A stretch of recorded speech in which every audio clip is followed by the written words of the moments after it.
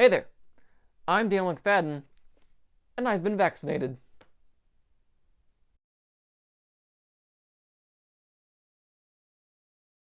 Pop quiz. Who won last month's Xfinity Series race at Atlanta Motor Speedway?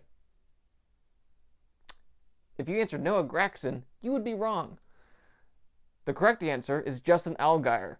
That would be Noah Gragson's teammate at Junior Motorsports. But given the events that happened on pit road following the race, you might have forgotten that it was Justin Allgaier who won and not Gragson. With his win last month, Allgaier made a little bit of history. He became the first full-time Xfinity Series driver who wasn't also competing full-time in Cup at the same time to win at least one race in 5 consecutive seasons. That hasn't been done since Jason Keller from 1999 to 2003. So a couple weeks ago, I talked to Allgaier as he headed into the first of 2 weekends off for the Xfinity Series. During our conversation, we talked about how his season has been up to this point, prior to his win in Atlanta, how he uses the Twitch gaming service to vent after bad days at the track, and we also talked about some of his favorite dirt racing memories, which include winning 3 Dairy Queen for roughly 4,000 race fans when he was a teenager. This is a really fun interview. He provides a lot of real insight into what it's been like to be a Xfinity Series driver at the height of the bushwhacking days of the mid-2000s and 2010s, and also now when there's hardly any full-time Cup drivers in the series. So here is my interview with Justin Allgaier. Well, one reason I want to talk to you this week is, other than winning a race Saturday, which is great. It felt like certain things happened on pit road that shifted the spotlight away from you. So I wanted to help revert the spotlight back onto you as much as I could. Especially given I didn't realize this till this morning. You're only racing once in the next month at Talladega. So I was crazy. Kind of taken off guard by that. It's like, okay. Well, I guess we go twice, right? We go Martinsville and Talladega both. Yeah, you go Martinsville, and then you get another week off, and then you go to Talladega. So that's crazy. So what are you doing with your 2 weeks that you're not racing? Yeah, honestly, for us, with my wife being pregnant and us being on baby watch, yeah, this is really kind of the time for us to get everything ready. The off season was kind of crazy. Yeah. I wouldn't say that we were as ready or as ambitious to get stuff done then as we probably are now, considering that the day is obviously getting a lot closer for her to be due. So there's a lot of work to be done around here. We still don't have a child's room ready to go for the baby that's coming. So that's going to be a big part of it. But I think too, for us, COVID has changed a lot, and I would say that in years past, you get an off weekend or you get 2 off weekends in a row, we'd spend a lot of time traveling or trying to go back and see family or do whatever. So this year's going to be a lot different. I'm not really exactly sure that there's a whole lot of plans, to be honest with you, more so than just, hang out, do what we can to stay healthy and just kind of keep status quo, really. So, it's good in a way because it allows us to be here and getting stuff done at the house, but it also kind of stinks because it'd be nice to be able to go do some exploring and get back to what life was like before COVID. Oh no, I'm totally with you there, because I was when I realized, they're not racing for 2 weeks. One of my questions was going to be after you had a 2.5 month break last year because of COVID, what does 2 weeks off for racing feel like when you stack yourself against each other? Well, since we're not part of the NASCAR, I'm trying to think what they called it last night, the series that they're running, right? Since we're not part of that, it's a little less hectic, to be honest with you, because last year during these times we were worried about trying to figure out getting everything done and getting races in and practicing. There's a lot of time that goes into getting on iRacing and making laps, and you saw it last night. A lot of the guys that ran up front and were competitive put in time and effort into making that work. So I think that's probably part of it. It's a little less hectic than what it was before. But anytime you're not traveling to the racetrack. I think it makes us realize the importance of traveling to the racetrack. It gives you, I don't know. I think last year it made us all realize, how much we do enjoy going to the racetrack, how much we enjoy the fans being there, the interaction that we have. It really put a stamp on kind of why we all chose to do what we do. And so I think that from that standpoint, even now having 2 weeks off, it's weird because you don't want to go back to where we were at last year, right? We don't want to go back into lockdown. And so I think it puts a lot of perspective on it. And I think it's a good perspective, truth be told. So it's been a positive. Okay. All right. So Xfinity Series, how big a deal is it for you, the 17, to get? This is the earliest you've gotten a win since 2017.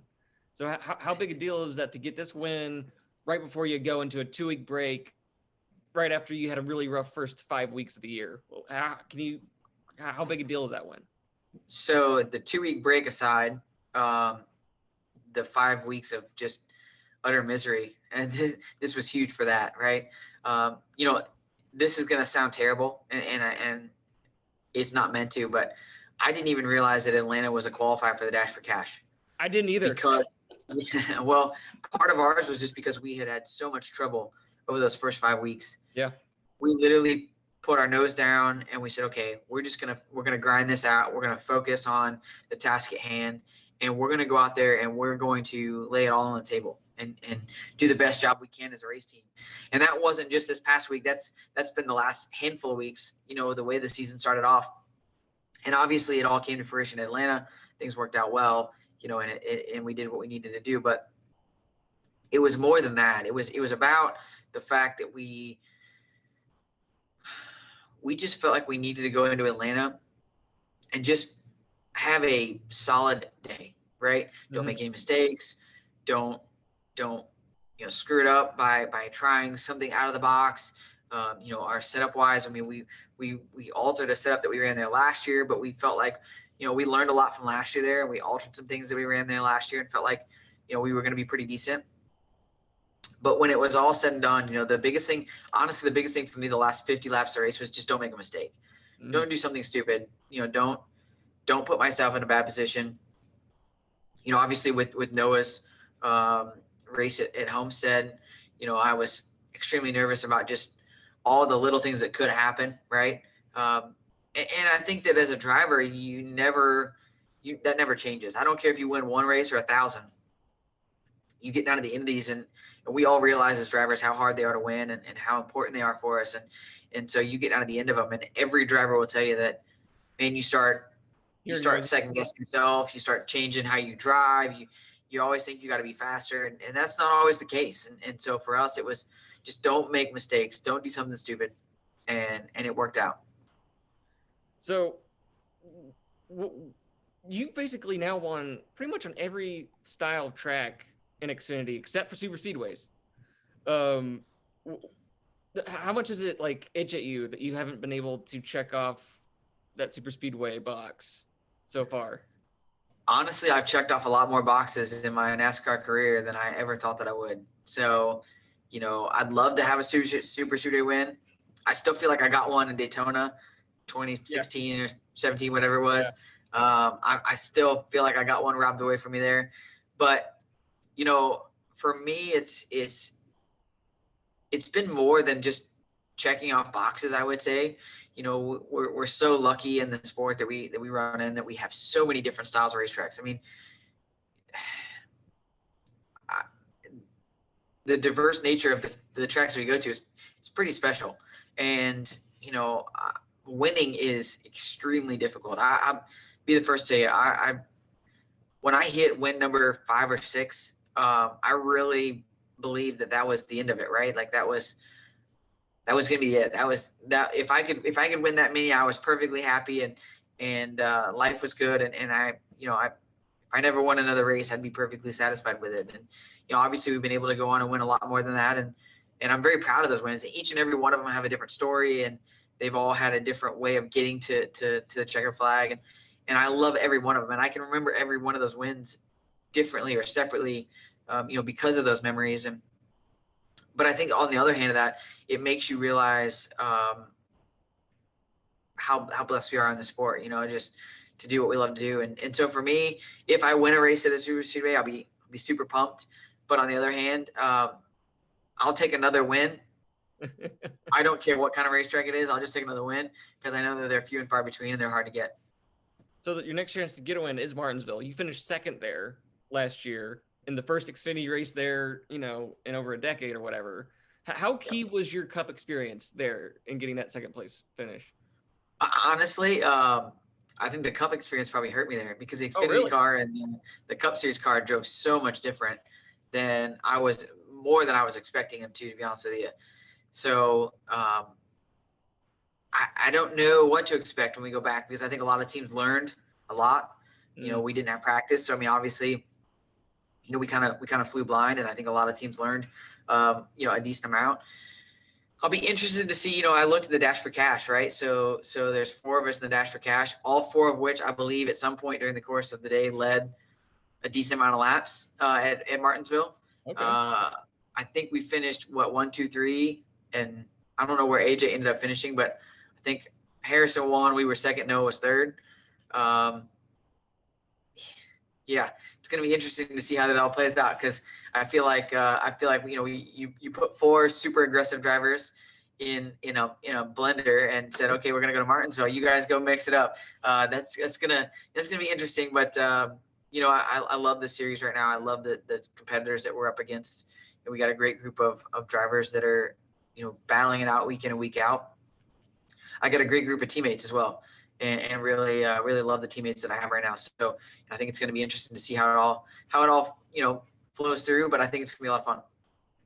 How would, as someone who's gotten to really experience 2 different eras in the Xfinity Series, from you were there around the 2010s and you came back, the driver landscape of the Xfinity Series in 2021, how would you compare it to what you experienced in 2009, 2010 when you first got here?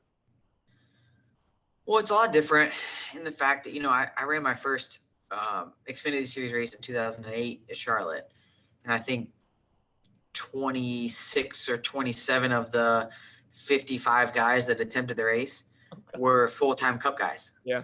Right, and we're gonna race the next day. Not retired, not part-time Cup guys. They were literally full-time Cup guys. And you had Jimmy Johnson, Jeff Burton, Kevin Harvick, Kyle Busch.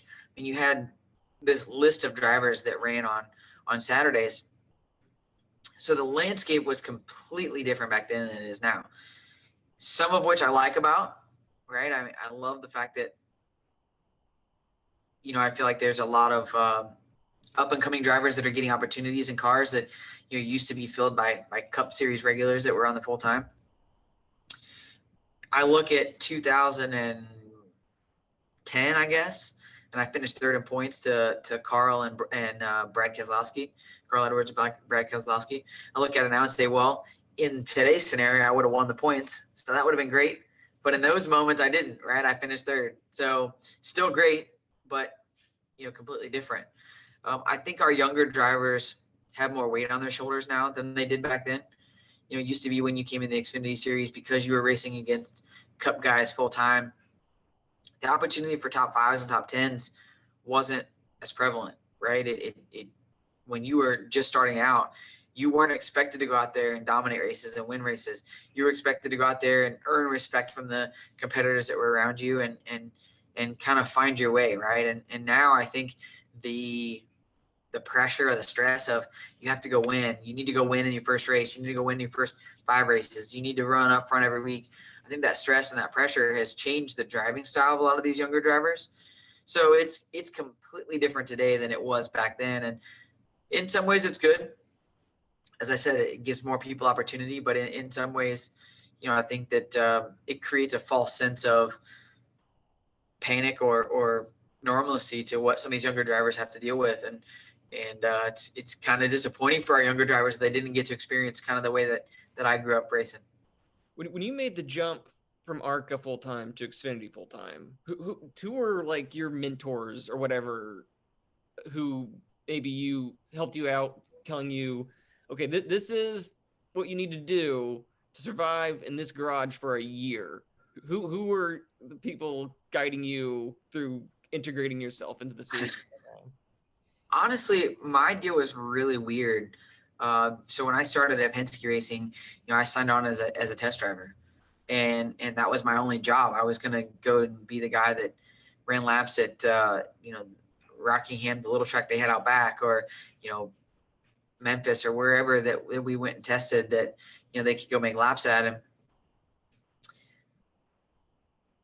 my deal kind of came to being full time because a sponsor got bought by another company, and ultimately they needed a driver for a car, and I got kind of put in that role. I was lucky at the time. Kurt Busch and Sam Hornish were teammates of mine back then, and those two helped me out a good bit, and really tried to kind of give me advice per the racetracks and what I needed to do at the track and whatnot.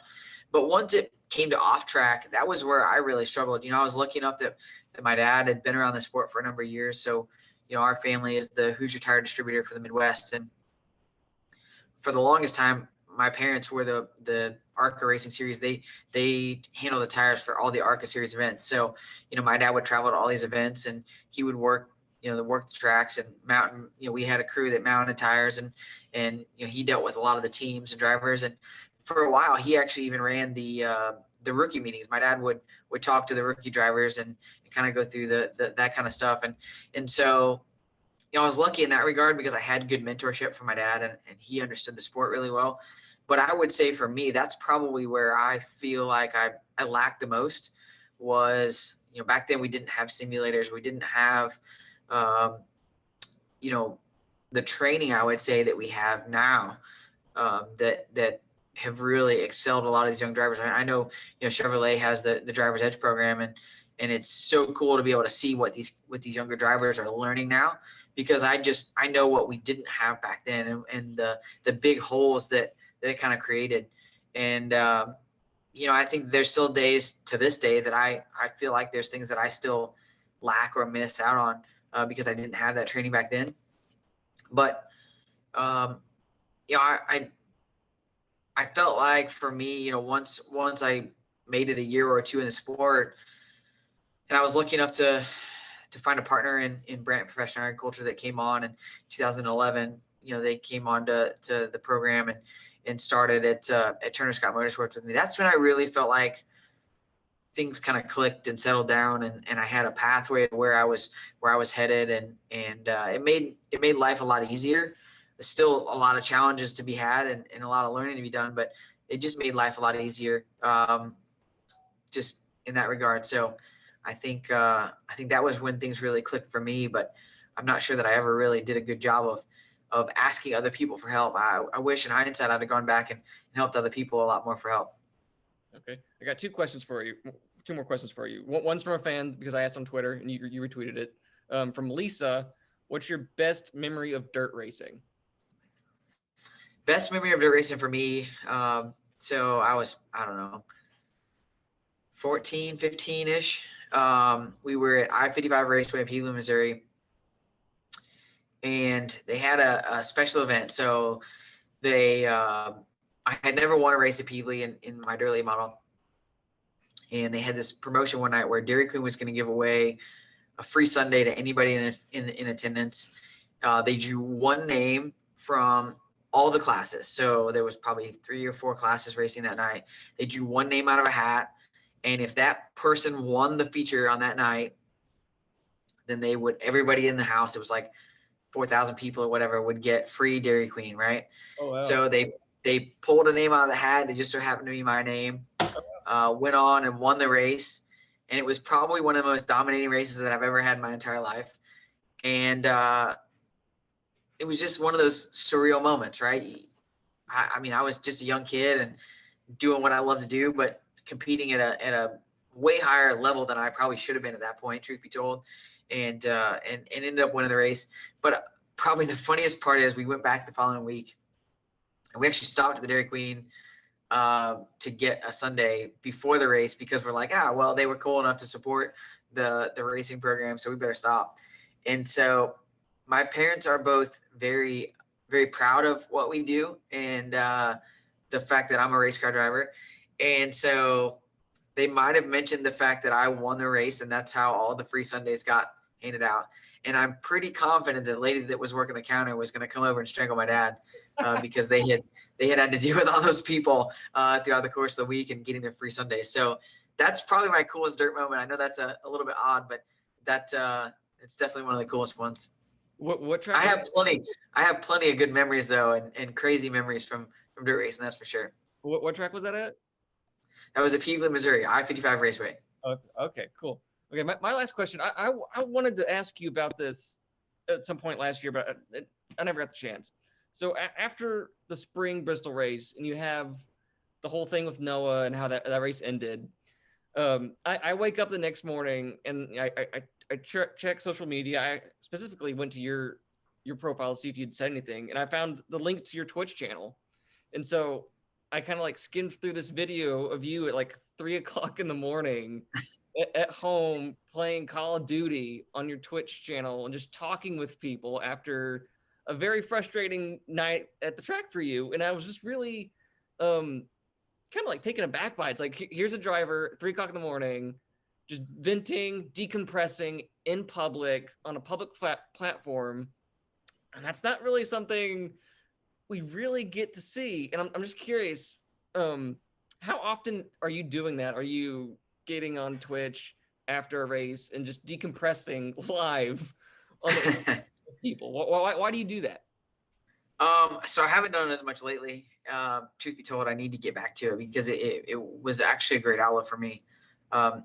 Pandemic was really odd in a lot of ways, and I think everybody kind of handled the pandemic differently as far as how their outlet to just not go crazy, right? I mean, I think it was super easy when you're stuck in your house and you're doing all those things to just kind of go absolutely haywire. And so I was lucky enough to jump on Twitch and be a part of kind of that movement. And there's a lot of racers that have jumped on Twitch and gamed or been on iRacing or whatever it is and built great followings. I think that's the crazy part is the amount of fans that we have in the sport of auto racing that jump on there and watch Twitch. And so, I was lucky enough to get on there and be a part of that and to grow a great community of people that would stay up until 3:00 in the morning and watch me play Call of Duty and interact. But for me, I feel like this sport has a way of eating you up from the inside out, right? When you have bad days or when things go differently than you expect them to, or when you get into contact with a teammate and you end up wrecking and they win the race, obviously those are moments that aren't ideal, right? But I think that, from that standpoint, what was interesting to me about it is that it really created a cool platform because, again, I don't know that there's many people that are going to get out there and talk about just the bad, right? I mean, I think a lot of people get on and they talk about the good and they have interactions with fans when everything's good and life's great. And I think that sometimes when you have the bad, it's more impactful. People see that even though we're race car drivers and we're on TV on a weekly basis and, it's a very kind of over the top job, right? But I think you still need to see that there's a lot of emotion that goes into it and a lot of hurt, a lot of anger, a lot of frustration. And so for me, that was the goal behind it, was to get on there, not to badmouth anybody, because I don't feel like it wasn't a bash session by any means. It was just get on there and just have true, genuine conversation and give our fans insight into what happens. And I know a couple of the other drivers that have gone and done that and been on there and had true, open, real conversation. But for me, that was what it was all about, was just getting on there and having a good conversation and giving the fans insight into what was going through my mind. Because I felt like if I didn't get it out, my head was going to explode anyways. So it was good to be able to do that and do it in a manner that I felt like was not hurtful or bashing anyone or any particular thing. It was just getting emotions out there. And it was cool to have the community around me and be able to do that. What was your decompression thing before Twitch? Like, what would you do after a bad day at the race? That's the hard part, is I've never really had that. And, my wife and I kind of have this pact, I guess, if you will, that, when you get on the airplane and you fly home, and when you get in the car and you drive home, that's kind of the end of it. Right. And it's easy to say, but as someone that puts heart and soul into what we do, it's hard to do. Right. Like, I think if you ask any driver, they'll tell you the hardest part of auto racing isn't the stress of the job. It's not the, going on the racetrack and putting on a lot there on the line. It's not dealing with sponsors or dealing with, hanging out with fans. It's truly compartmentalizing everything and not allowing the bad to affect the good days, right? So when you have a bad day, 9 times out of 10, you let that carry over and seep over. It causes frustration. It causes, animosity amongst drivers. Like, I think a lot of times, we let that spill over and boil, and then we have animosity towards another driver, when in all reality, it really wasn't that big of a deal on either person's part, right? So I think that there's just a lot of that goes on. And I think for me, having that outlet now has been really good. Again, like I said, I haven't been on nearly as much. We've been so busy with Baby Watch and getting all of that going on that it's really taken it away from doing that. But hopefully at some point, when things get back to somewhat normal, I can jump back on more often and hang out with our Twitch stream and have fun with it, because I think that's really what it's all about. I've always been a tech guy. I'd love to be able to do. I see a lot of these guys that have, videographers and things that do vlogs and do really cool video content. I've never been lucky enough to be able to do that, and so I'd love to. I've always been in the tech side of things, and I love, jumping on YouTube or jumping on Twitch and checking it all out. So that was just my little piece of outlet that I used that worked out pretty well.